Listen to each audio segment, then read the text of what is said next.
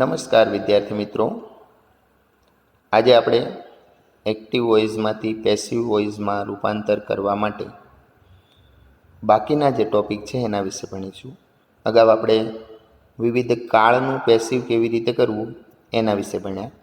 આજે આપણે પૂર્ણકૃદંતનું passive, ઇન્ફિનિટિવનું passive અને ઇમ્પેરેટિવ સેન્ટેન્સ એટલે કે આજ્ઞાર્થ વાક્યના પેસિવ વિશે ભણીશું. તો શરૂઆત કરીએ. પરફેક્ટ પાર્ટિસિપલ એટલે કે પૂર્ણકૃદંતનું પેસિવ.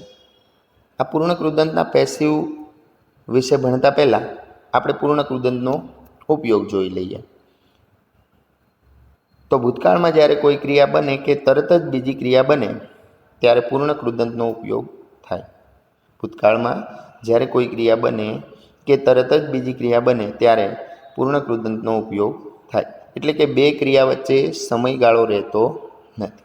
એક ક્રિયા બને કે તરત જ બીજી ક્રિયા બને. એની વાક્ય રચના જોઈએ.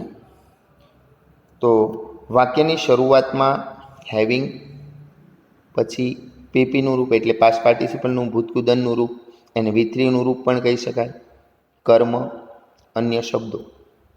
પાછળ સાદા ભૂતકાળનું વાક્ય, કર્તા, ક્રિયાપદનું ભૂતકાળનું રૂપ, કર્મ, અન્ય શબ્દો. એને પેસિવમાં ફેરવીએ તો શું? તો વાક્યની શરૂઆતમાં કર્મ plus having plus been plus PP plus by plus કર્તા પ્લસ અન્ય શબ્દો. સાદા ભૂતકાળનું વાક્ય એઝ ઇટ ઇઝ, જેમ છે એમ જ. કર્તા, ક્રિયાપદનું ભૂતકાળનું રૂપ, કર્મ, અન્ય શબ્દો. એના એક્ઝામ્પલ જોઈએ. એક્ટિવનું વાક્ય છે, having finished my homework I went to bed. મારું ગૃહકાર્ય પૂરું કરીને હું સૂઈ ગયો. વાક્યની શરૂઆતમાં હેવિંગ, ક્રિયાપદનું ભૂતકૃદંતનું રૂપ ફિનિશ્ડ, માય હોમવર્ક, કર્મ. પહેલા વાક્યનો કર્તા પાછળના વાક્યમાં આપેલો છે આઈ, જે આપણે પેસિવમાં ફેરવતી વખતે પહેલા વાક્યમાં લખી શકીએ. તો જોઈએ એનું પેસિવ કેવી રીતે બને. My homework having been finished by me I went to bed. My homework કર્મ, વાક્યરચના પ્રમાણે હેવિંગ, ફરજિયાત બીન, ક્રિયાપદનું ભૂતકૃદંતનું રૂપ finished, by me I went to bed. બીજું એક ઉદાહરણ જોઈએ. Having addressed the meeting the manager left the office. Meeting સંબોધીને મેનેજરે ઓફિસ છોડી. વાક્યની શરૂઆતમાં હેવિંગ, એડ્રેસ્ડ ક્રિયાપદનું ભૂતકૃદંતનું રૂપ, ધ મીટિંગ કર્મ, કર્તા ધ મેનેજર છે, લેફ્ટ ક્રિયાપદનું ભૂતકાળનું રૂપ, ધ ઓફિસ કર્મ. બીજું વાક્ય સાદા ભૂતકાળનું છે, આગળ આપણે જોયું એ રીતે. Passive. The meeting having been addressed by the manager he left the office. વાક્યની શરૂઆતમાં કર્મ લખ્યું. વાક્યરચના પ્રમાણે હેવિંગ, ફરજિયાત બીન, ક્રિયાપદનું ભૂતકૃદંતનું રૂપ, બાય, કર્તા the manager, he left the office, સાદા ભૂતકાળનું વાક્ય એઝ ઇટ ઇઝ. ઇન્ફિનિટિવ. બીજો પ્રકાર ઇન્ફિનિટિવ એટલે કે 2+V1નું પેસિવ. 2+V1નું પેસિવ કેવી રીતે કરવું એના માટેની વાક્ય રચના જોઈએ. તો પહેલો પ્રકાર છે કર્તા, ક્રિયાપદ, 2+V1, કર્મ, અન્ય શબ્દો. એકદમ સાદું વાક્ય છે. કર્તા પછી ક્રિયાપદ, ક્રિયાપદ પછી 2+V1 એટલે કે ઇન્ફિનિટિવ છે, પછી કર્મ અને અન્ય શબ્દો. પેસિવ. વાક્યની શરૂઆતમાં કરતા જ, પછી ક્રિયાપદ, પછી કર્મ. હવે આપણે 2B + PP લખવાનું છે અને અંતે અન્ય શબ્દો. આમાં પેસિવમાં આપણે બાય પ્લસ કરતા લખવાની જરૂર રહેતી નથી, કારણ કે ઓલરેડી આપણે આગળ કર્તા લખી દીધો છે. વાક્યની શરૂઆતમાં કર્તા, પછી ક્રિયાપદ, પછી કર્મ, ટુ બી, પીપી અને અન્ય શબ્દ. એનું એક એક્ઝામ્પલ લઈને સમજીએ. They want to play cricket. તેઓ ક્રિકેટ રમવા માગે છે. ધે કર્તા, વોન્ટ ક્રિયાપદ, ટુ પ્લે 2+V1 એટલે કે ઇન્ફિનિટિવ અને ક્રિકેટ કર્મ.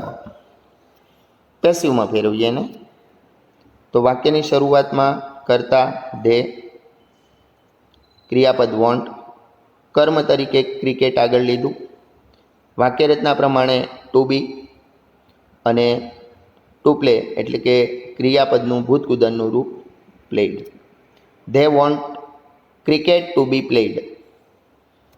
એક્ટિવમાં they want to play cricket હતું, પેસિવમાં they want cricket to be played. હવે બીજા પ્રકારની વાક્યરચના જોઈએ. એક્ટિવ, કર્તા, ક્રિયાપદ, કર્મ જે સજીવ હોય, 2+V1 એટલે કે ઇન્ફિનિટિવ, કર્મ નિર્જીવ હોય અને અન્ય શબ્દ. આ બીજો પ્રકાર છે.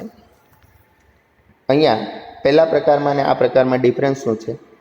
કર્તા, પછી ક્રિયાપદ, પછી કર્મ આપેલું છે એટલે કે 2+V1 ની આગળ કર્મ છે, પછી 2+V1 છે અને પછી કર્મ અને અન્ય શબ્દો છે. જોઈએ આપણે એને પેસિવમાં કેવી રીતે ફેરવીએ. તો વાક્યની શરૂઆતમાં કર્તા પ્લસ ક્રિયાપદ, કર્મ નિર્જીવ જે એને પાછળ આપેલું હશે એને આપણે આગળ લખવાનું છે. કર્મ નિર્જીવ, ટુ બી, વાક્યરચના પ્રમાણે પીપી, બાય, કર્તા અને અન્ય શબ્દ. અહીંયા જે કર્મ તરીકે સજીવ હોય છે એને આપણે અહીંયા કર્તા તરીકે લેવાનું છે, અન્ય શબ્દો અંતે. એનું એક એક્ઝામ્પલ જોઈને સમજીએ. તો active, the manager asked the peon to bring the file.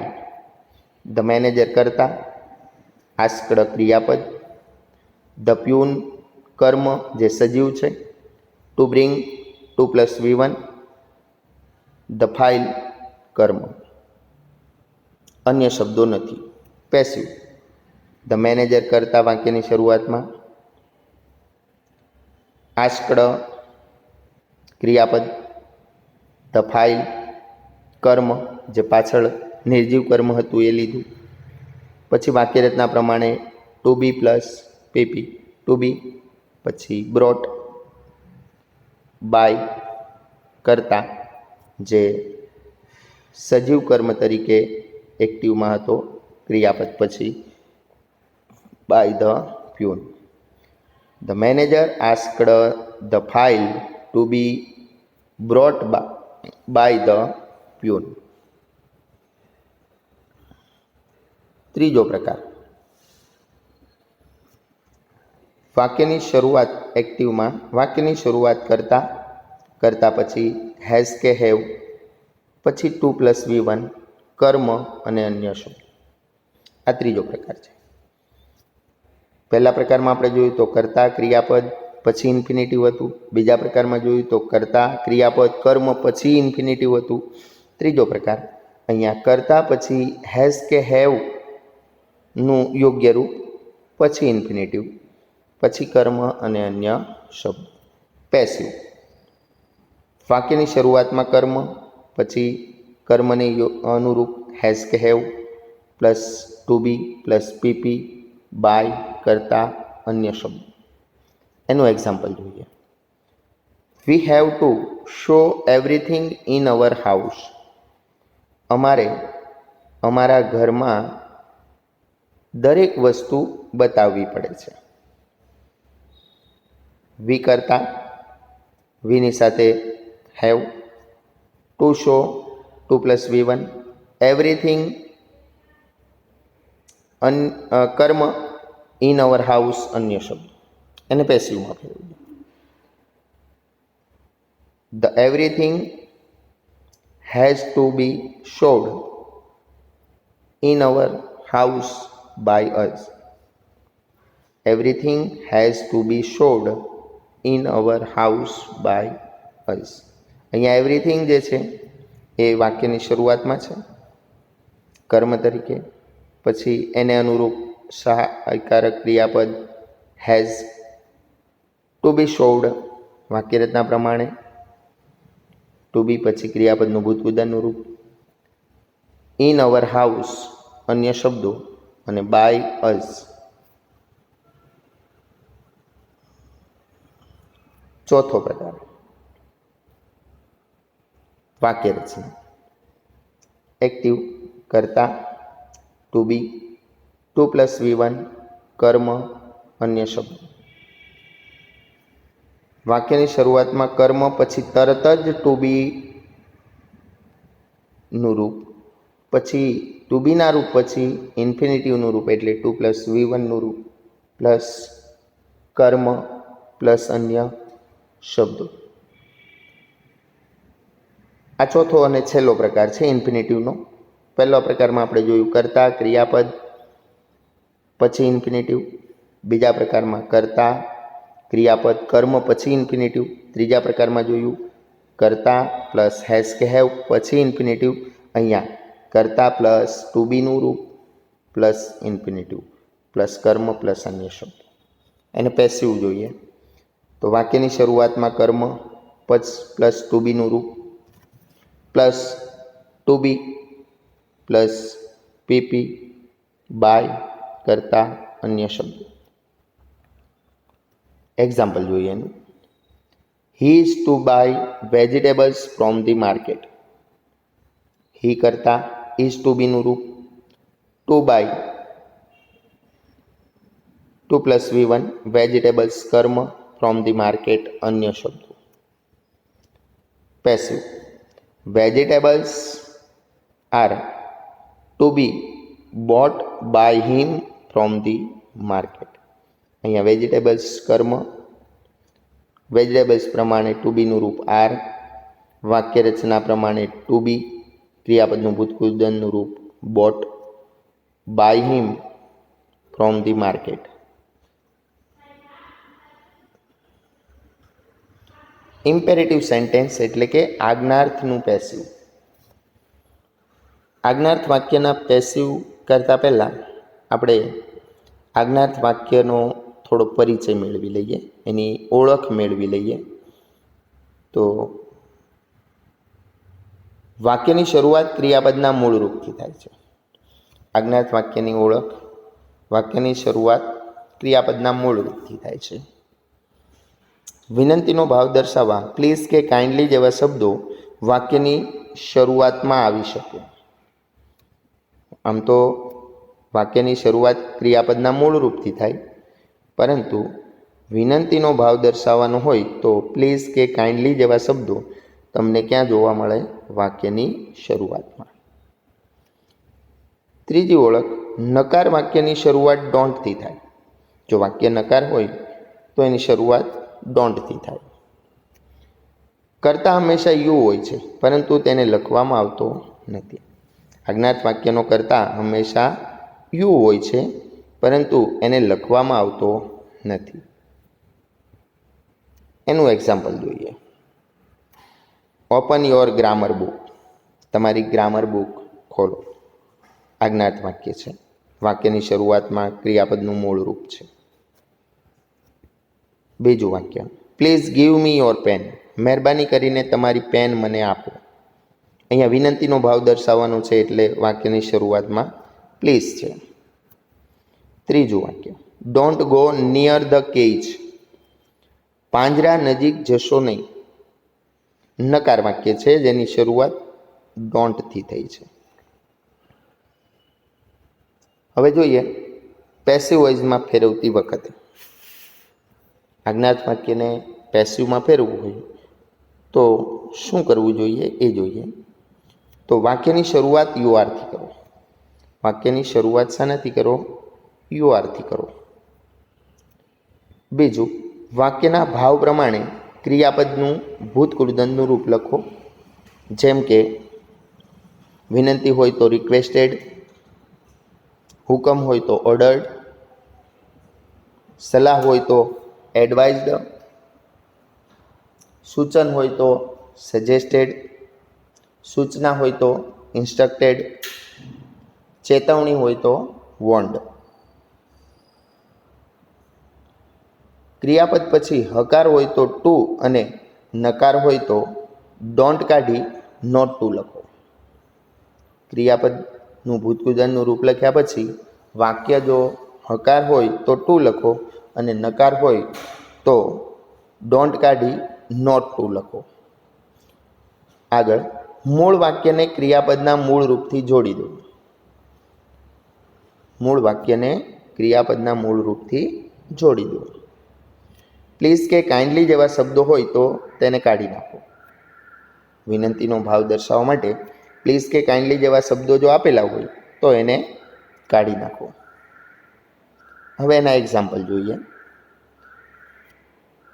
Open your grammar book.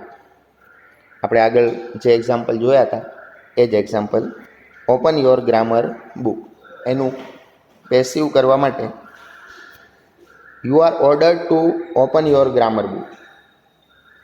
અહીંયા હુકમનો ભાવ છે એટલે વાક્યની શરૂઆતમાં યુ આર પછી ક્રિયાપદનું ભૂતકૃદંતનું રૂપ ઓર્ડર્ડ, પછી મૂળ વાક્ય ઓપન યોર ગ્રામર બુકને ટુ વડે જોડી દીધું કારણ કે વાક્ય હકાર છે.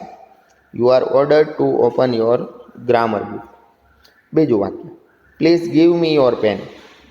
મહેરબાની કરીને તમારી પેન મને આપ. વિનંતીનો ભાવ છે. વાક્યની શરૂઆત આમાં પણ યુ આરથી જ કરશું. યુ આર રિક્વેસ્ટેડ, વિનંતી છે એટલે requested to give me your pen. મૂળ વાક્યને જોડી દીધું. પ્લીઝ વિનંતીનો ભાવ દર્શાવવા માટે આગળ વપરાયું છે એને કાઢી નાખ્યું. You are requested to give me your pen. ત્રીજું વાક્ય, don't go near the cage. પાંજરા નજીક જશો નહીં. નકાર વાક્ય છે. ભાવ ચેતવણીનો છે. પેસિવમાં ફેરવીએ. You are want not to go near the cage. વાક્યની શરૂઆત યુ આરથી, વોન્ટ ક્રિયાપદનું ભૂતકૃદંતનું રૂપ, નકાર વાક્ય છે એટલે ડોન્ટ કાઢી અને નોટ ટુ લખ્યું. મૂળ વાક્ય go near the cage. You are want not to go near the cage.